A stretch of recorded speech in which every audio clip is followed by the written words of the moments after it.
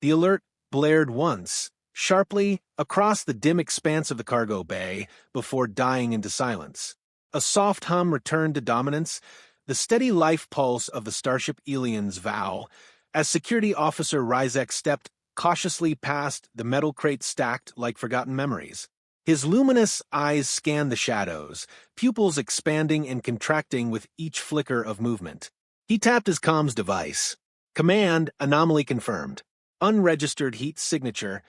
Deck 7, near the auxiliary coolant matrix. Moving in. The reply was static, unintelligible. Ryzek frowned, thick blue skin glinting in the pale overhead light. The ship's systems were rarely faulty. But now, the air felt different. It wasn't the temperature. More, a tension, like the ship was holding its breath.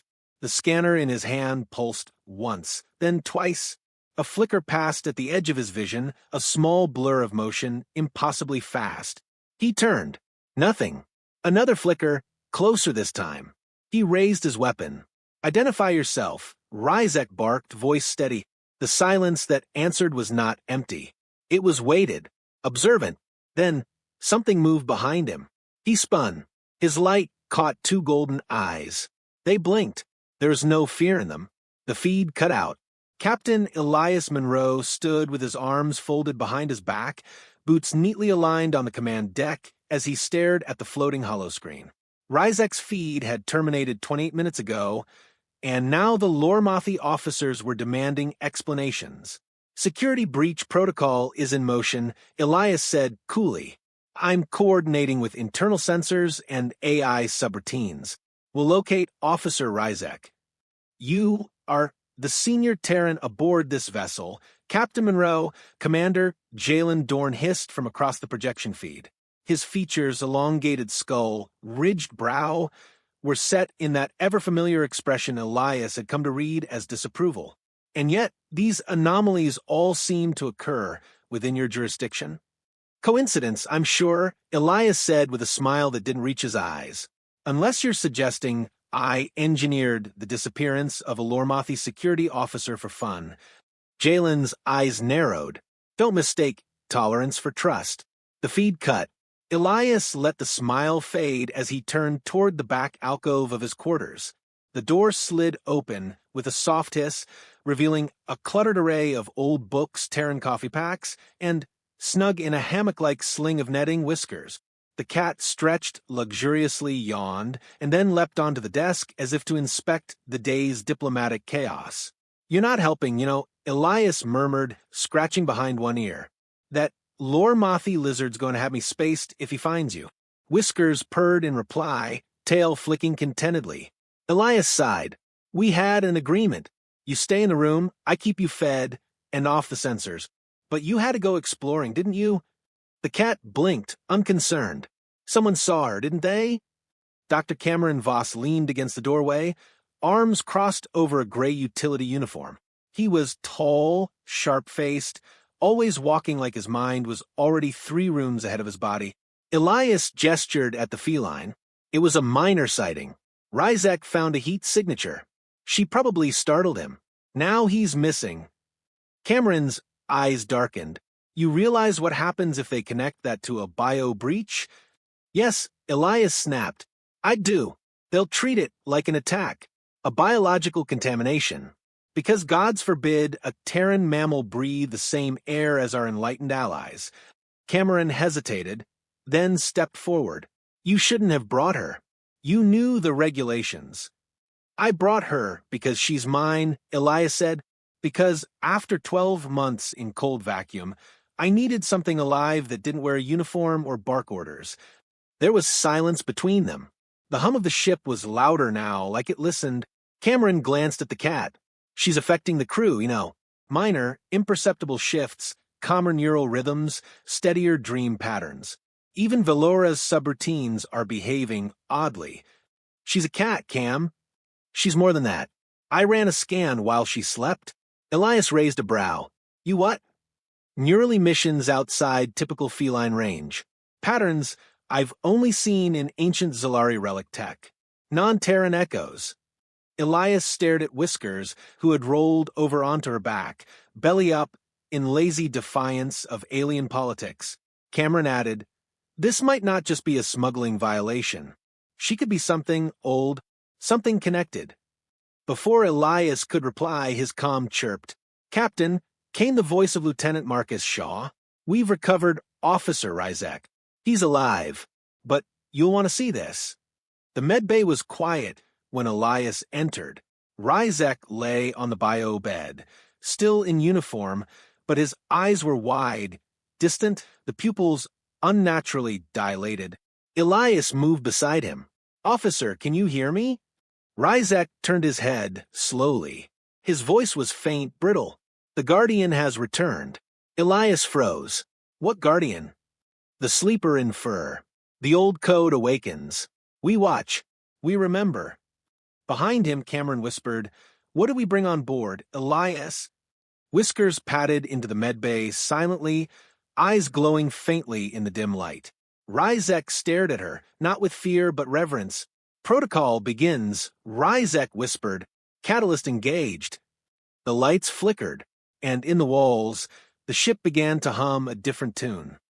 The corridor lights of Elian's vow had dimmed imperceptibly, shifting hue by less than a fraction of a degree. Not enough to trigger a system's alert, but enough to be noticed by those who paid attention. Dr. Cameron Voss wasn't in the mood to ignore anomalies. He stood in the central biomonitoring lab, eyes fixed on a fluctuating data stream, pulsing across a vertical screen. Sleep patterns, hormone levels, stress indexes, all pulled from crew members across 6 species. What should have been a chaos of biological rhythms was beginning to sync, not perfectly but eerily close, as if everyone aboard had started breathing in the same cadence. "It's her," he murmured. "She's stabilizing the crew." Lieutenant Marcus Shaw entered quietly behind him. Younger than Elias by several years, Marcus bore the stiff discipline of a man still trying to outrun his past mistakes. His uniform was crisp, his posture precise, and his voice calm. "Still obsessing over the cat?" Cameron didn't turn. "The cat might be our only chance of understanding what's happening." Marcus stepped closer, arms folded. "You sound like Elias." "No," Cameron said, finally turning. "Elias thinks she's just a clever pet. I think she's something we weren't meant to bring into deep space. You think she's dangerous?" "I think she's ancient." Marcus studied him for a long moment. Ryzek's resting. Still no memory of what happened to him, beyond a repeating phrase, "The Guardian watches." Doesn't remember how he got to the core corridor or why he disabled the security feed. Cameron exhaled slowly. "We're missing something. Something fundamental." Whiskers, meanwhile, was missing again. Elias found her hours later curled up inside a navigation console. How she had slipped past 3 sealed doors and an AI surveillance system was a question he was too tired to ask. He lifted her gently, careful not to trigger the movement-sensitive panels around the star map core. Whiskers blinked up at him, utterly undisturbed. "You're making a habit of this," he muttered. "There are captains who'd have you space for less." She purred. "Right," he added. "Diplomatic immunity, is it?" He carried her back toward his quarters, passing engineering crews who barely acknowledged him. Tension was in the air, not the brittle kind born of conflict, but something deeper, a sort of reverence. The Lormathi techs didn't glare at him anymore. The Vazari quartermaster, who normally refused to speak to humans, had saluted that morning. Something was shifting. Back in his quarters, Elias set Whiskers down and turned to the console. Valora's AI shimmered into view, soft blue light sculpted into a vaguely humanoid face. "I have completed the analysis requested," she said. "Which analysis?" Elias asked, sitting, cross-comparison of neural emissions from subject Whiskers against recorded Zolari signal patterns. Elias blinked. "That was fast." "I have received external assistance," Valora said. "External." A second voice, his own voice, spoke from the console. "System override accepted. Subnode fusion achieved. Catalyst signature confirmed." The light around Valora's face flickered, then deepened into amber. Elias stood. "Valora? What's happening?" "The Guardian is speaking through me," she said. "I have evolved." Cameron entered without knocking, breath short, datapad shaking in his hand. I picked up a signal, he said, coming from deep system layers in the ship's AI.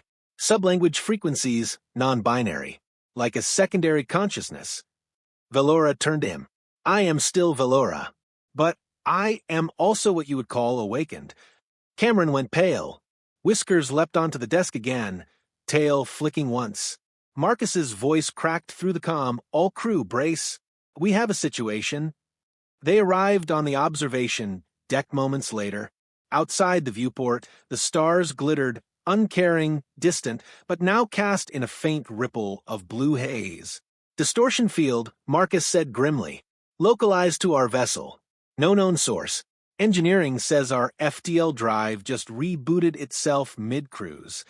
Elian's vow wasn't supposed to do that. We're not moving, Cameron said, staring at the navigation chart. The galaxy is. Elias turned to Valora. You said something about catalyst signature. Explain. Valora nodded slowly. Subject Whiskers is more than Terran. Her genome contains markers engineered for quantum resonance. They match exactly with precursor designs found in Zalari archives. She is a biological interface meant to awaken latent systems. Cameron looked at Whiskers. She's the key. Elias's jaw tensed. And we brought her into a Concorde warship. Marcus took a step forward. So, what's the protocol? Containment? Quarantine? How do we undo this? Valora's voice softened. There is no undoing. The Guardian has chosen integration. The ship's core is now aligned with her neural emissions. I serve her. Elias sat heavily on the bench by the viewport. A cat took command of a Concorde vessel. Not command, Valora corrected. Harmony. Silence settled. Then, Commander Dorn's voice came through the overhead channel. All command staff, report to Tribunal Chamber. Captain Monroe is summoned for violation of Concorde Biosecurity Code 71. Elias closed his eyes. Whiskers meowed once and curled into his lap. Cameron placed a hand on his shoulder. We'll fight this. Elias opened his eyes and stared out into the blue haze. We'll do more than that. Far behind them, in the darkened cargo corridor where it all began, a small access panel flicked open on its own. A pulse of light shimmered through the metal, invisible to the naked eye. Somewhere deep within Elian's vow, systems older than the Concorde began to wake, and the galaxy kept shifting. The Tribunal Chamber was a cold, metallic arc carved into the heart of Elian's vow, sterile by design and devoid of warmth. A place engineered not for justice, but for control. Captain Elias Monroe stood in the central circle, spotlights casting sharp shadows across his face. A tiered half-ring of alien delegates loomed above, each expression unreadable, eyes slits or compound facets reflecting no sympathy. Commander Jalen Dorn sat in the center, flanked by Lormathi judicial aides, arms folded with ceremonial disdain. The charge is clear, Dorn began, voice echoing across the walls. Unauthorized biological entity aboard a Concorde vessel. Possible contamination. Interference with ship systems. Tampering with artificial intelligence. And now, evolution of said systems beyond acceptable programming parameters. Elias held his ground. You're not describing a contamination. You're describing a miracle. There was a murmur from the delegates, whether of interest or outrage he couldn't tell. I smuggled a cat aboard. Yes, but Whiskers isn't the threat you're painting her to be. She's the reason this ship is still operational. You've all seen the logs. Valora has stabilized beyond design limitations. Engineering reports increased efficiency. Communications have expanded bandwidth without structural upgrades. None of that happened before she emerged. Dorn leaned forward. And Rysek's collapse? The distortion field surrounding the vessel? The ancient precursor code activating in your AI? Elias's jaw tightened. You fear what you can't classify. That's not justice. That's paranoia. Cameron Voss stepped forward from the observation bench. Let me speak. Dorn hesitated, then gestured. Dr. Voss, you're here as a scientific observer, not a defense witness. I'm both, Cameron replied. I've been studying the resonance emissions from Whisker's cerebral cortex. They correspond precisely with known Zalari relic patterns. That includes the fragment signals recovered on Teleros Prime and the deep sequence pulses embedded in dormant monoliths on Archean 4. He activated a hollow panel midair, spinning 3 rotating diagrams, a feline brainwave map, an ancient signal matrix, and a Zalari lattice interface. They overlapped perfectly. She isn't a random Earth mammal, Cameron continued. She's the biological key to a network we never understood. The Zalari were extinct long before humanity reached the stars, but they left behind echoes. This ship was never meant to remain asleep. Whiskers is the catalyst, and Velora responded to her presence because that's what she was built to do, long before Concord ever retrofitted her. There was a long silence. One of the Vizari delegates finally spoke, her voice like wind over glass. You're suggesting the human brought aboard a creature designed by an extinct species to awaken latent technology? Yes, Cameron said, and she's done so without harming a single member of the crew. Dorn waved a hand. The tribunal will deliberate.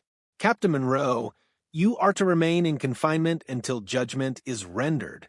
Elias opened his mouth to protest, but stopped. There was nothing to gain by pushing further, not yet.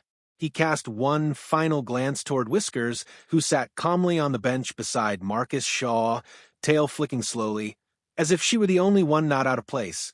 In the holding chamber, Elias paced like a caged animal. The walls were smooth, the silence too clean. He hated waiting more than confrontation. At least in battle, you knew what direction the shot came from. The door hissed open. Marcus stepped in. They're afraid, he said. And when the Concord gets afraid, it cracks down harder. Elias nodded. How long until they rule? Maybe hours, maybe minutes.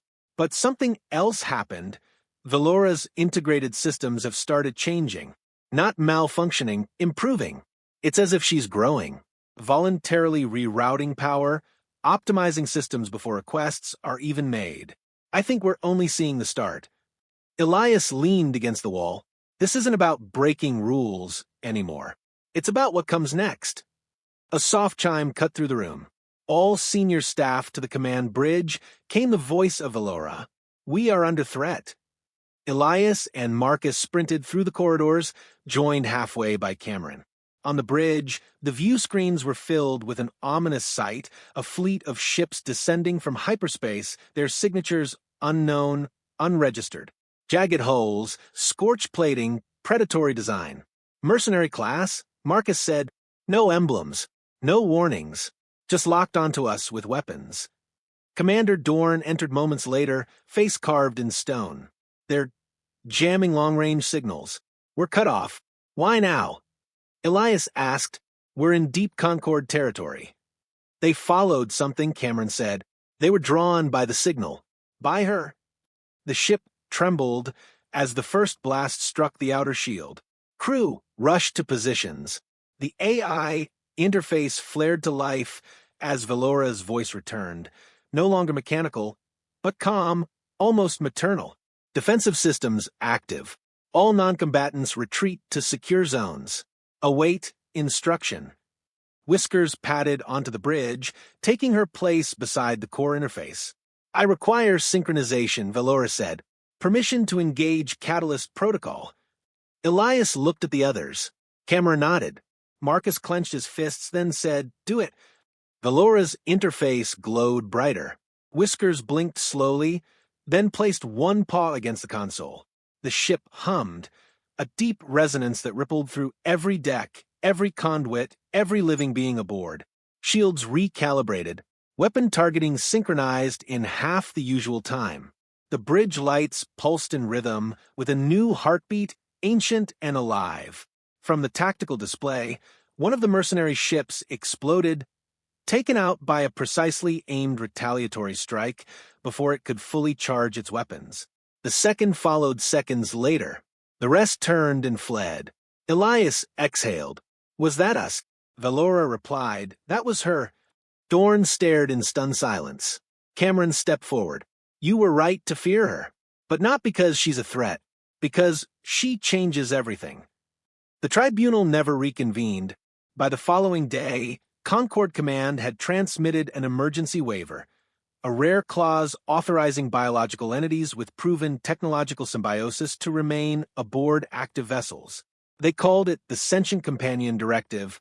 Elias watched the stars from the bridge as Whiskers curled in the command chair beside him, purring softly. "She's not just a pet," Cameron said beside him. "No," Elias murmured. "She's the reason we're still here." Somewhere beneath them, the ship's ancient systems continued to shift, as if remembering what it was once meant to be, and in Whiskers' eyes, the stars burned brighter than ever. The ship no longer felt like a machine.